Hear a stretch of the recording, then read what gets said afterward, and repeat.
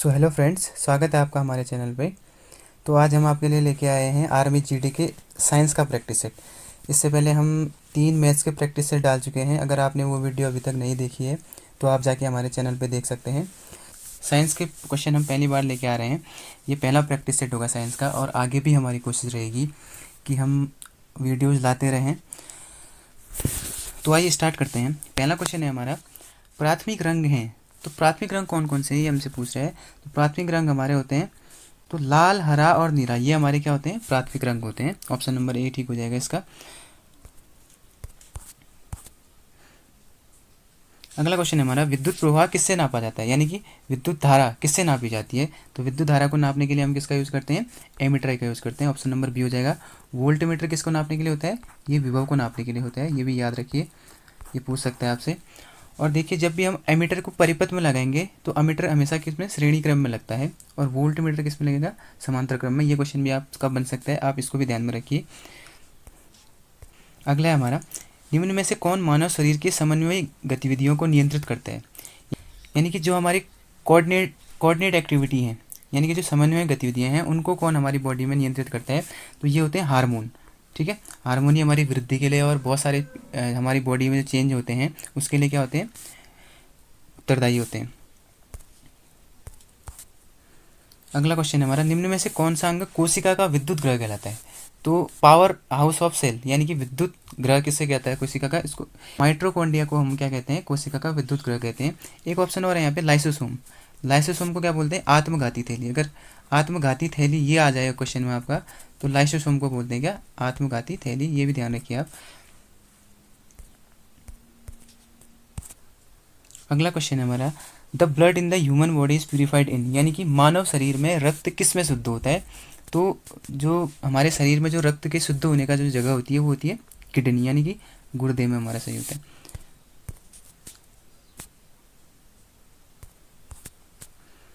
अगला क्वेश्चन है, किन गैसों की उपस्थिति के कारण अम्ल वर्षा होती है। तो अम्ल वर्षा क्या होती है कि जब क्या होता है, बारिश के पानी के साथ साथ बहुत सारे रसायन हमारे क्या होते हैं, हानिकारक रसायन अगर बारिश के साथ हमारे ज़मीन पे आते हैं या पृथ्वी पर आते हैं तो उसे हम अम्ल वर्षा बोलते हैं। तो NO2 नाइट्रोजन डाइऑक्साइड और सल्फर डाइऑक्साइड, तो NO2 क्या है, नाइट्रोजन डाइऑक्साइड, और SO2 है सल्फर डाइऑक्साइड। इन्हीं गैसों की उपस्थिति के कारण क्या होता है, अम्ल वर्षा होती है। एक क्वेश्चन हमारा ये भी बनता है कि अम्लीय वर्षा किसे कहते हैं। तो क्या होता है, जब वर्षा के जल का मान pH मान 5.6 से क्या हो जाता है, कम हो जाता है pH, तो तब हम कहते हैं कि अम्लीय वर्षा। ठीक है, अम्लीय वर्षा तब होती है जब pH मान क्या होता है, वर्षा के जल का 5.6 से कम हो जाता है। ये याद रखिए आप। अगला क्वेश्चन है, इनमें से कौन एक अदिश मात्रा है, यानी कि अदिश राशि हमें बतानी है कौन सी है। अदिश राशियाँ वे राशियाँ होती हैं जिनमें क्या होता है, हमारा परिमाण यानी कि मैग्नीट्यूड वो तो होता है लेकिन दिशा नहीं होती है। और इसी का उल्टा होता है हमारा सदिश, जिनमें परिमाण भी होगा और दिशा भी होगी, वो सदिश कहलाएंगे। तो स्पीड एक ऐसी राशि है जिसमें क्या होता है, परिमाण तो होता है, यानी कि इसमें कोई मान तो होता है लेकिन दिशा नहीं होती। ऑप्शन नंबर ए ठीक हो जाएगा हमारा।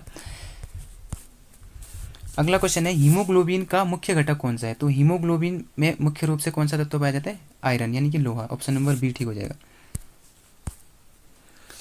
आगे बढ़ते हैं, एक जीव की रचनात्मक और कार्यात्मक इकाई को क्या कहा जाता है। तो संरचनात्मक और कार्यात्मक इकाई हमारी कहलाती है कोशिका, सेल। ऑप्शन नंबर बी ठीक हो जाएगा। अगला है हमारा, कौन सा रसायन पौधों से प्राप्त होते हैं। तो इसका आंसर होगा कुनैन, यानी कि जो हमारी मलेरिया की दवाई होती है, कुनैन क्या होती है, एक मलेरिया की दवाई होती है। ठीक है, ये पौधे से प्राप्त की जाती है। ऑप्शन नंबर ए ठीक होगा हमारा। अगला है, सिस्मोग्राफ से क्या नापा जाता है। तो सिस्मोग्राफ से हमारा नापा जाता है भूकंप की तीव्रता नापी जाती है। ठीक है, भूकंप नापा जाता है। ठीक है, तो ऑप्शन नंबर सी हमारा ठीक होगा। तो ये मापन यंत्र बहुत सारे हैं, इसकी वीडियो भी हम लेके आएंगे आगे आने वाले समय में। अगला क्वेश्चन है हमारा, कौन सी गैस सोडा को तैयार करने में इस्तेमाल की जाती है। तो जो हमारी क्या होती है, कोक की बोतलें होती हैं, सोडा की बोतलें होती हैं, उनमें कौन सी गैस हमारी होती है, कार्बन डाइऑक्साइड, यानी कि CO2। ये याद रखिए आप। ऑप्शन नंबर बी ठीक होगा। अगला क्वेश्चन है, बांझ विरोधी विटामिन किसे कहते हैं, यानी कि एंटी स्टेराइल विटामिन। ये होता है हमारा विटामिन ई होता है। क्या होता है, विटामिन ई। साथ ही आप ध्यान रखिए, विटामिन ई से कौन सा रोग होता है, रतौंधी होता है। ठीक है, इसके लिए हम एक अलग से वीडियो लेके आएंगे। विटामिन के, इसके क्या होता है, रक्त का थक्का जमना। ठीक है, विटामिन के रक्त के थक्का जमाने में मदद करता है। और विटामिन डी हमारा क्या होता है, विटामिन डी से हमारा रिकेट्स, जिसमें क्या होता है हड्डियाँ टेढ़ी मेढ़ी हो जाती हैं। ठीक है, इसकी एक सेपरेट वीडियो हम लेके आएंगे आगे आने वाले समय में। तो ऑप्शन नंबर ए हमारा इस क्वेश्चन का राइट आंसर होगा। अगला क्वेश्चन है कार्य बल और विस्थापन के बीच का संबंध क्या है। तो एक फॉर्मूला होता है हमारे पास, वर्क इक्वल टू यानी कि कार्य बराबर बल गुणा विस्थापन। तो ऑप्शन नंबर ए हमारा ठीक हो जाएगा। अगला, मनुष्य में गुणसूत्रों की संख्या कितनी होती है, ये आप सबको पता होगा 46। ठीक है, 46 होता है, ऑप्शन नंबर सी। अगला क्वेश्चन है मनुष्य में मांसपेशियों की संख्या कितनी होती है। मांसपेशियाँ कितनी होती है मानव शरीर में, 639 यानी कि 639 होती है, ऑप्शन नंबर ए ठीक हो जाएगा। ठीक है, अगर मानव शरीर में हड्डियों की बात करें तो हड्डियाँ कितनी होती है, 206। ये भी ध्यान रखिए, ये भी क्वेश्चन बन सकता है कि कौन सा जीवाणु दूध को दही में परिवर्तित कर देता है। तो इसका सही आंसर है हमारा लैक्टोबैसिलस। ठीक है, तो ये वाला जीवाणु होता है जिसके कारण दूध हमारा क्या दही में कन्वर्ट हो जाता है। आपसे एक क्वेश्चन और पूछ सकता है कि दूध में कौन सा अम्ल होता है। तो दूध में कौन सा अम्ल होता है, लैक्टिक अम्ल होता है। ये भी एक क्वेश्चन बन सकता है, इसको भी ध्यान में रखिए आप।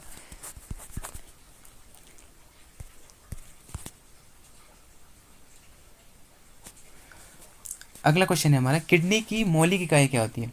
तो किडनी की मौलिक इकाई जो हमारी वो नेफ्रॉन है। ठीक है, नेफ्रॉन, ऑप्शन नंबर ए ठीक हो जाएगा। हमारा लास्ट क्वेश्चन है कि मलेरिया किसके कारण होता है। तो मलेरिया होता है हमारा प्रोटोजोआ के कारण। ठीक है, मलेरिया एक जीव है प्लाज्मोडियम। ठीक है, प्लाज्मोडियम, याद रखिए इसको, प्लाज्मोडियम। ठीक है, ये एक प्रकार का क्या प्रोटोजोआ है, इसी कारण हमारा क्या होता है मलेरिया रोग होता है। ठीक है, प्लाज्मोडियम किस में पाया जाएगा, ये परजीवी, ये मादा एनाफ्लीज मच्छर में। ये भी पूछ सकता है आपसे कि मलेरिया किसके काटने से होता है। तो मादा एनाफ्लीज मच्छर के काटने से होता है। ये भी आप 2 क्वेश्चन आप याद रखिए, यहाँ से बन सकते हैं। तो उम्मीद है आपको समझ में आए होंगे क्वेश्चन। बाकी इनकी डिटेल अगर वीडियो आपको चाहिए होगी तो आप कमेंट करके हमें बता सकते हैं, हम इनकी डिटेल वीडियो भी लेके आएंगे। वरना प्रैक्टिस के लिए ये क्वेश्चन आपके लिए काफ़ी हैं, आर्मी में इसी टाइप के क्वेश्चन पूछे जाते हैं। और अगर आपको आर्मी की साइंस के पेपर की अगर तैयारी करनी है तो आप 9th और 10th की साइंस से बेसिक चीज़ें पढ़ सकते हैं, उसी से आपसे क्वेश्चन पुटअप किए जाते हैं। तो आने वाले समय में हमारी कोशिश रहेगी कि हम जो इम्पोर्टेंट क्वेश्चन बनते हैं जिस टॉपिक से, वही टॉपिक कवर करवाने की कोशिश करें, या डायरेक्ट MCQ के माध्यम से भी आपको क्वेश्चन देने की कोशिश करें। तो बने रहिए हमारे साथ। धन्यवाद।